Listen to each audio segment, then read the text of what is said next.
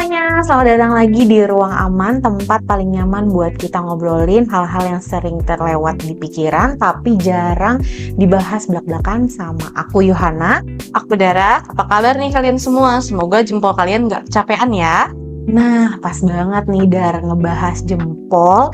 Pernah gak sih kita ngitung dalam sehari nih berapa jam kita tuh mata kita tuh tertuju di layar handphone buat scrolling media sosial? Jujur ya, kadang pas ngecek screen time, aku tuh suka kaget sendiri sih, berasa cuma main sebentar, tiba-tiba udah sejam aja. Wah, sama banget nih sama topik yang hari ini kita mau bahas. Ini emang lumayan dalam banget sih topiknya. Kita mau ngobrolin kisah seorang remaja namanya Dimas, tapi teman-teman Dimas ini nama samaran ya. Jadi Dimas ini umur 17 tahun Dar, dan dia tuh bisa ngabisin waktu dalam satu hari itu lebih dari 10 jam cuman buat scrolling media sosial. Wah, 10 jam, itu hampir setengah hari loh ya. Dan efeknya, Dimas itu mulai merasa krisis kepercayaan diri karena sering dibandingin nih sama hidupnya, sama para influencer yang dia lihat di feeds. Betul. Bayangin aja 10 jam dalam satu hari.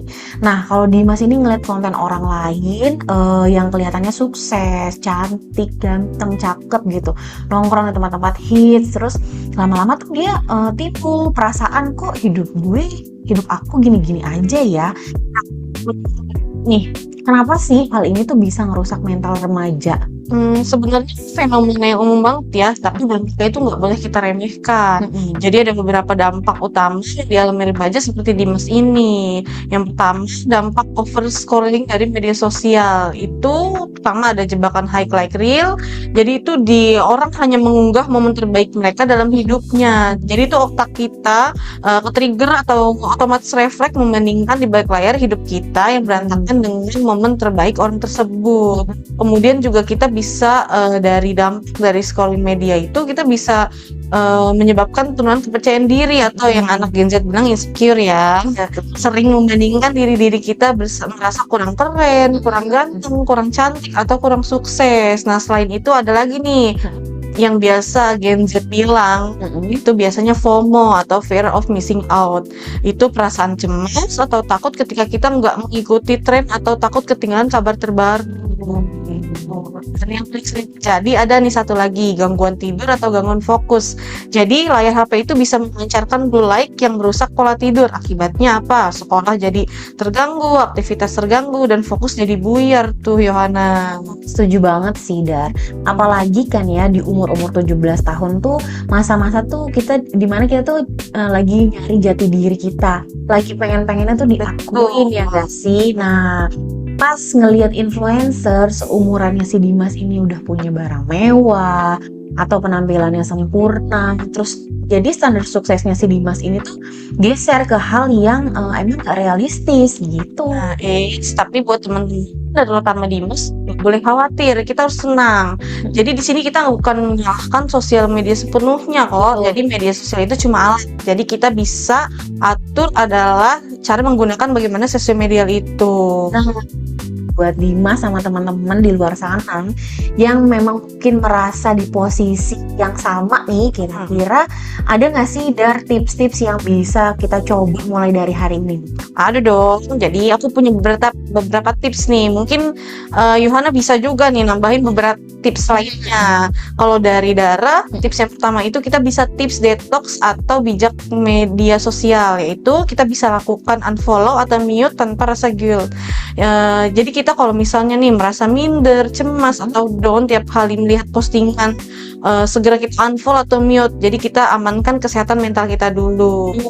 Selanjutnya nih Dar, bisa juga atur batas waktu atau screen time limit. Jadi kita bisa gunain fitur pengingat batas waktu di handphone. Sekarang kan ada tuh aplikasi-aplikasi pengingat gitu. Jadi kita mulai dulu aja dari hal kecil, misalnya kayak turunin waktunya dari yang biasanya kita 10 jam gitu, terus jadi kita turunin 6 jam, terus besoknya kita turunin lagi jadi 4 jam. Jadi bertahap. Pasti deh yakin kalau kita konsisten melakukannya, pasti itu akan bisa kita lewati. Betul banget. Jadi selain itu, aku punya tips lain nih Itu kita bisa buat area bebas HP. Itu kita jangan pegang HP 1 jam sebelum tidur dan jangan buka HP 1 jam setelah bangun tidur. Itu biarkan otak kita mengawali hari tanpa memborbardir informasi dari luar. Biasanya kita kalau bangun tidur udah dicari HP. Gitu.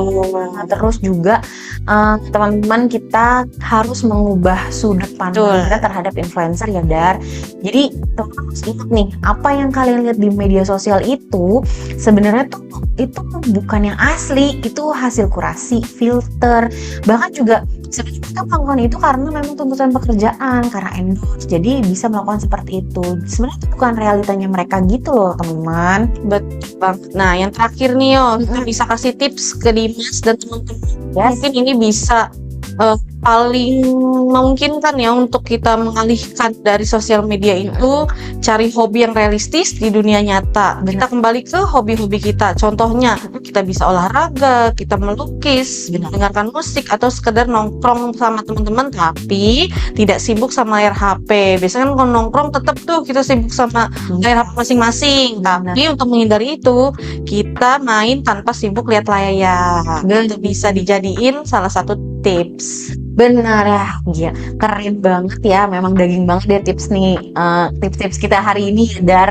Jadi ingat ya, nilai diri kalian itu nggak diukur dari jumlah followers kalian, dari likes-nya kalian berapa, atau seberapa mirip sih kehidupan kalian sama influencer favorit kalian, gitu ya, Dar. Iya, jadi buat Dimas, buat siapapun yang lagi berjuang di luar sana, dari rasa minder, kita pelan-pelan aja ambil kendali atas HP-mu. Jangan biarkan HP mengendalikanmu. Oke teman-teman, sampai di sini dulu episode Ruang Aman kali ini. Jangan lupa teman-teman, abis ini rehat sejenak dulu dari layar handphone setelah dengar podcast ini ya. Kita pamit undur diri, nanti kita akan kembali lagi di episode berikutnya bersama aku Yohana, Aku Dara, di Ruang Aman untuk tempat pulang setiap cerita. Bye-bye.